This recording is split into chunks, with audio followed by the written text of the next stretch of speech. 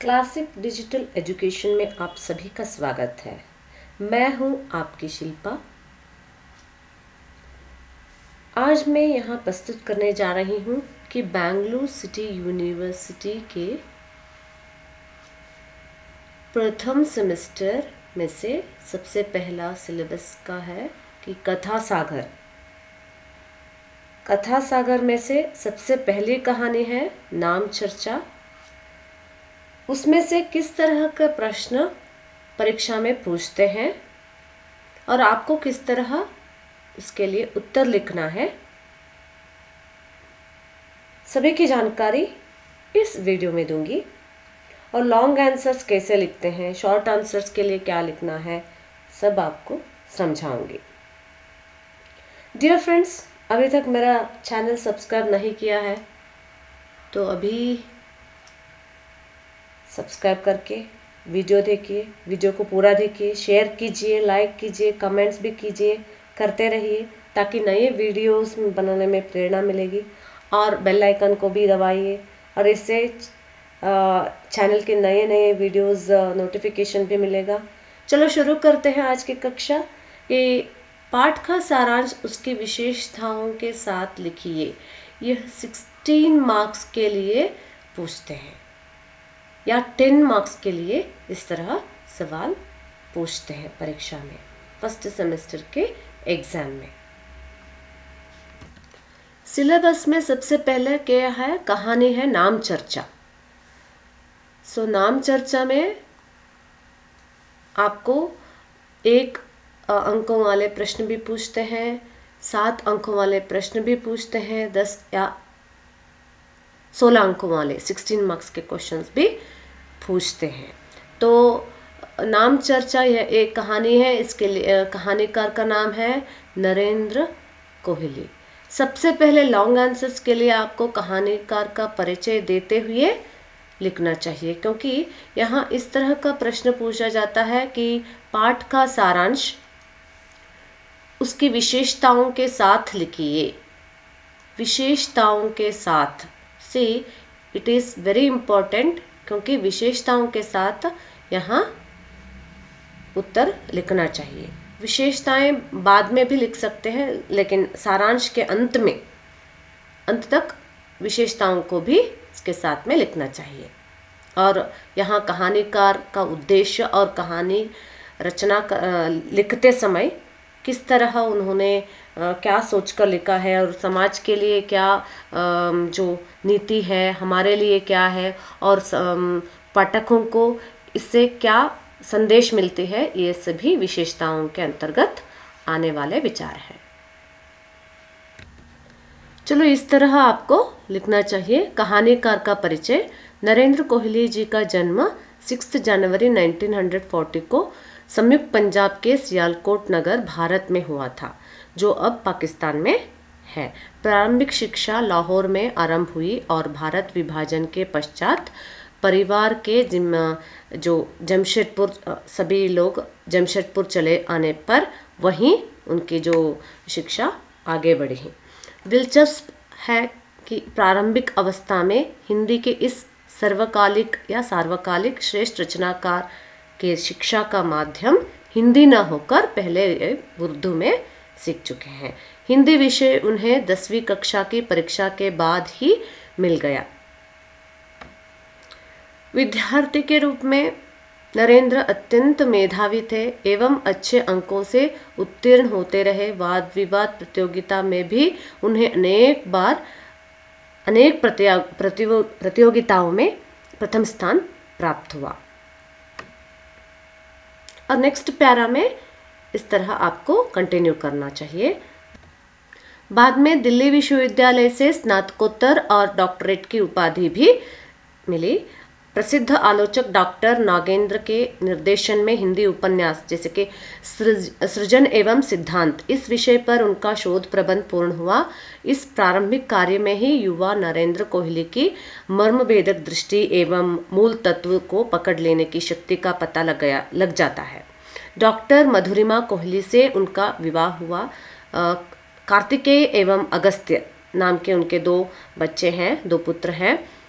1963 से लेकर 1995 तक उन्होंने दिल्ली विश्वविद्यालय में अध्यापन कार्य किया और वहीं से 1995 में पूर्णकालिक लेखन की स्वतंत्रता प्राप्त करने के लिए स्वैच्छिक विचार के लिए उन्होंने अवकाश ग्रहण किया था। श्रेष्ठ साहित्यकार होने के साथ साथ वे एक श्रेष्ठ एवं ओजस्वी वक्ता थे। उनका व्यक्तित्व एक सरल, सहृदय एवं स्पष्टवादी पुरुष का था। नेक्स्ट पैराग्राफ में आपको इस तरह लिखना चाहिए। कोरोना महामारी के दूसरे दौर में 2 अप्रैल को संस्कृत भारती 2021 के कार्यक्रम में उन्होंने अंतिम बार सार्वजनिक रूप से भाग लिया था। 10 अप्रैल 1921 को कोरोना संक्रमण के लक्षण प्रबल होने पर उन्हें दिल्ली के संत स्टीफन अस्पताल में भर्ती कराया गया। 17 अप्रैल 2021 को सायंकाल शाम को 6:40 पर उन्होंने इस नश्वर देह को त्याग दी, उनकी मृत्यु हुई। और आगे चलकर आपको नेक्स्ट पैराग्राफ में उनके उपन्यास एवं कृतियों के बारे में एक्सप्लेन करना चाहिए। अब इस पैराग्राफ में उपन्यास, कहानी, व्यंग्य, नाटक, निबंध, आलोचना, संस्मरण इत्यादि गद्य की सभी प्रमुख एवं गौण विधाओं में नरेंद्र कोहली ने अपनी विदग्धता यानी अपने जो साहित्य का परिचय दिया है। यूं तो 6 वर्ष की आयु से ही उन्होंने लिखना प्रारंभ कर दिया था, लेकिन 1960 के बाद से उनकी रचनाएं प्रकाशित होने लगी। समकालीन लेखकों से वो भिन्न इस प्रकार हैं कि उन्होंने जानी मानी कहानियों को बिल्कुल मौलिक तरीके से लिखा है। उनकी रचनाओं का विभिन्न भारतीय भाषाओं में अनुवाद हुआ है। दीक्षा, अवसर, संघर्ष की ओर और युद्ध नामक रामकथा श्रृंखला की कृतियों में कथाकार द्वारा सहस्राब्दियों की परंपरा से जनमानस में जमे ईश्वरावतार भाव और भक्ति भाव की जमीन को, उससे जुड़ी धर्म और ईश्वरवाची सांस्कृतिक जमीन को तोड़ा गया है। रामकथा की नई जमीन को नए मानवीय परंपरा या विश्वसनीय बौद्धिक, सामाजिक, राजनीतिक और आधुनिक रूप में प्रस्तुत किया है। नरेंद्र कोहली ने प्रायः 100 से भी अधिक उच्च कोटि के ग्रंथों का सृजन किया है, श्रेष्ठ कृतियों की रचना की है। इस तरह आपको उसके बारे में लिखना चाहिए। आगे हम उपन्यास विधा के बारे में और कहानियों के बारे में चर्चा करेंगे। उपन्यास विधा पर अद्भुत पकड़ होने के कारण है नरेंद्र कोहली की कई विषयों में व्यापक सिद्धहस्तता है। मानव मनोविज्ञान को वह गहराई से समझते हैं एवं विभिन्न चरित्रों के मूल तत्व को पकड़कर भिन्न भिन्न परिस्थितियों में उनकी सहज प्रतिक्रिया को वे प्रभावशाली एवं विश्वसनीय ढंग से प्रस्तुत कर सकते हैं। औसत एवं असाधारण सभी प्रकार के पात्रों को वे अपनी सहज संवेदना एवं भेदक विश्लेषक शक्ति से न सिर्फ पकड़ लेते हैं वरन उनके साथ तादात्म्य स्थापित कर लेते हैं। राजनीतिक समीकरणों, घात प्रतिघात, शक्ति संतुलन इत्यादि का व्यापक चित्रण उनकी रचनाओं में मिलता है। भाषा शैली, शिल्प एवं कथानक के स्तर पर नरेंद्र कोहली ने अनेक नए एवं जो तत्व को प्रतिपादित किया है। अब नेक्स्ट पैराग्राफ में कंटिन्यू करेंगे।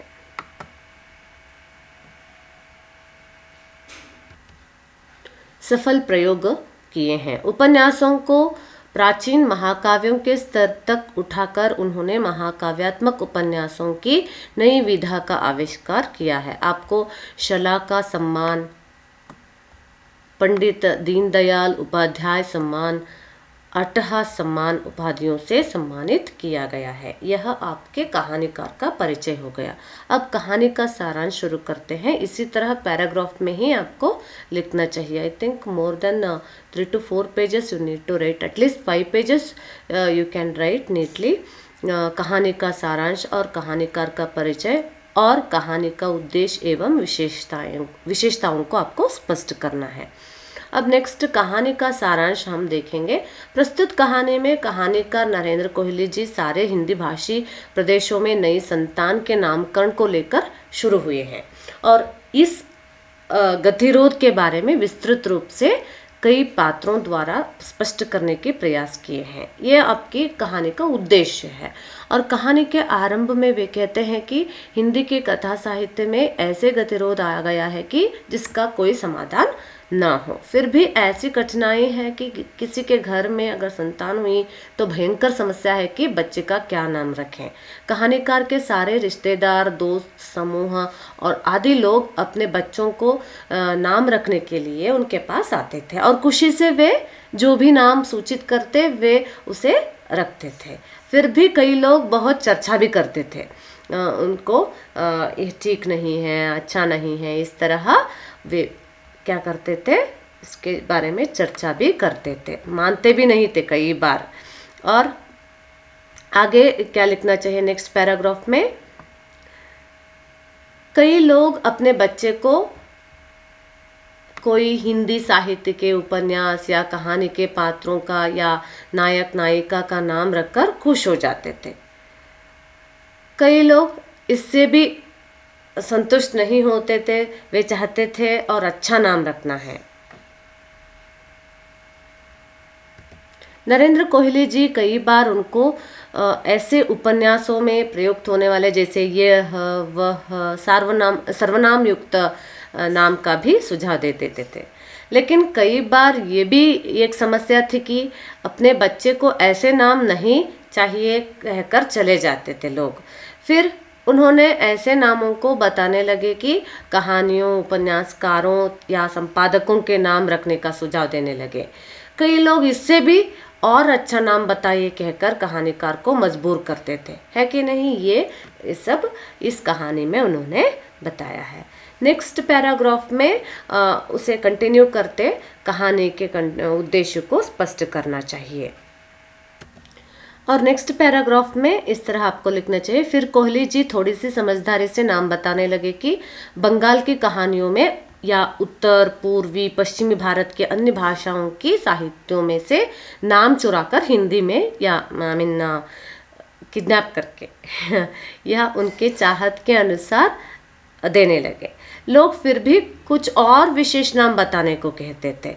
कहानीकार पंजाबी के थे, इसलिए उनके सारे पंजाबी मित्र, रिश्तेदार पंजाबी नामों से खुश हो जाते थे। इस तरह आपको लिखना चाहिए। कंटिन्यू करेंगे।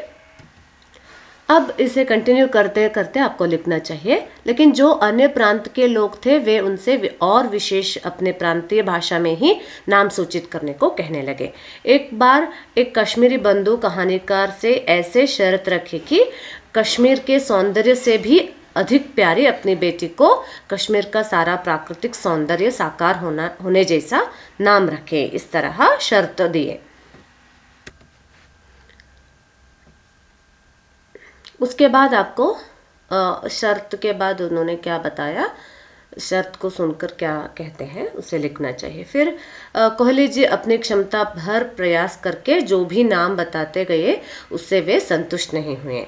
अंततः कोहली जी बताए कि रोजालीना, और कहा कि इससे कश्मीर का रोज का सौंदर्य और सब कुछ आ जाता है। कश्मीरी बंधु इस नाम सुनकर अत्यंत भावुक होकर बताए कि नाम तो बहुत अच्छा है लेकिन अंग्रेजी में है, इसलिए हमारी भारतीय भाषा में नाम चाहिए। फिर कहानीकार ने थोड़ी सी समझदारी से रोजालीना का हिंदी पर्याय गुलाबो सिंगल इन्वर्टेड कॉमा में ही लिखना चाहिए क्योंकि ये शब्द विशेष है, राइट।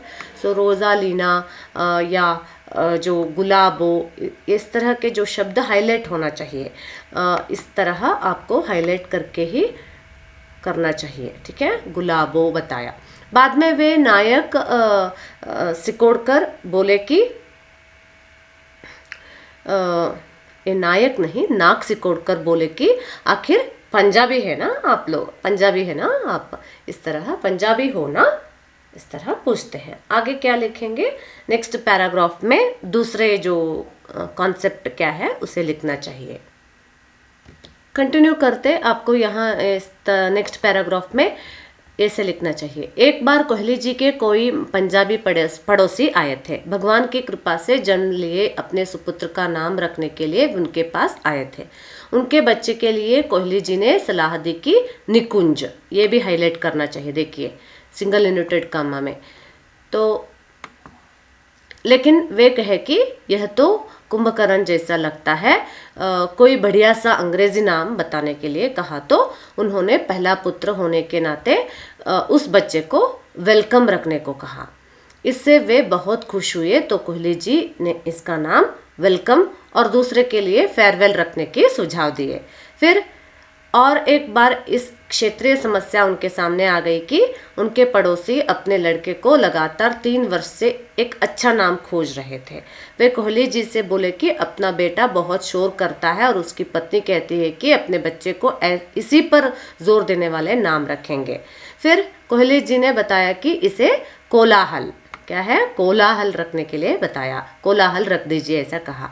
लेकिन वे इससे संतुष्ट नहीं नजर आए, तो कहानीकार ने एक काम कीजिए, शोर मचावन रख लीजिए, शोर मचावन रखने को कहा। इस नाम से वे बहुत खुश हुए और चले गए। इस तरह अनेक पड़ोसी रिश्तेदार आते हैं। नेक्स्ट पैराग्राफ में क्या लिखना है देखेंगे। अब इस पैराग्राफ में नेक्स्ट आपको कंटिन्यू करना चाहिए। और कई लोग होते हैं, किस तरह के लोग होते हैं इसे आपको यहाँ स्पष्ट करना है। बच्चे के गुण दुर्गुणों पर नाम रखने वाले केवल वे ही नहीं, ऐसे बहुत से लोग होते हैं, ऐसे नाम चाहते हैं। एक बार उनके मित्र के पल्ला पकड़कर एक और व्यक्ति आए थे। उनकी समस्या ये थी कि उनके बेटे को ऐसा नाम चाहिए था कि बच्चा बहुत प्यारा है, सबको सताता भी है और परिवार से हम लोग व्यापारी हैं। तो कोहली जी बहुत सोचकर एक नाम बताइए कहा। बहुत सोचकर एक नाम उन्होंने क्या बताया कि सोचिए क्या बताए होंगे। उन्होंने ये बताया कि प्यारोमल सताओमल। इससे वे बहुत खुश होकर बोले कि हमारी कंपनी बनेगी प्यारोमल सताओमल एंड सन्स। ये भी हाईलाइट करना चाहिए, देखिए यहाँ इस तरह बताया है, राइट। तो इसे आपको हाईलाइट करके दिखाना है, लिखना है। इसके बाद तो कहानीकार सबको ऐसे लगने लगे कि नामों का स्पेशलिस्ट। इंग्लिश में ही लिखिए, ठीक है, इंग्लिश शब्दों का, कुछ शब्दों का प्रयोग यहाँ हुआ है। तो उनको खुद बहुत बुरा लगता था कि वे नामों को बताने का काम छोड़कर नामों का वर्गीकरण बनाने का काम शुरू कर दिया था। जैसे फार्मों के नाम, नेताओं के उपयुक्त नाम, एक्टरों के उपयुक्त नाम आदि। उसके बाद नामों का पेटेंट भी लेने शुरू कर दिए। तो यही कहानी का अंत है, ठीक है। और उसके बाद आपको विशेषता आई थिंक 4-5 पंक्तियां लिखेंगे तो काफ़ी है, इतना लिखेंगे तो भी काफ़ी है। विशेषता हाईलाइट करके ही लिखना चाहिए। प्रस्तुत कहानी के माध्यम से हमें ये ज्ञात होता है कि आजकल सब तरह का व्यापारीकरण हो रहा है, उन सबसे अलग ये नामकरण गतिरोध एक बड़ी समस्या है। बहुत सूक्ष्म ढंग से कहानीकार ने पाठकों को कहानी के अंत तक जीवन में आने वाले अनेक तरह तरह की नाम रखने वाली समस्या पर प्रकाश डाला है। ये सब कुछ आपको लिखना चाहिए। ये हुई 16 मार्क्स के क्वेश्चन का आंसर कैसे लिखना चाहिए। Dear friends, once again I am reminding you, मेरा वीडियो आपको पसंद आए तो लाइक कीजिए, शेयर कीजिए, अभ्यास भी करते रहिए और सब्सक्राइब करके सीखते रहिए। मिलते हैं नेक्स्ट वीडियो में। धन्यवाद।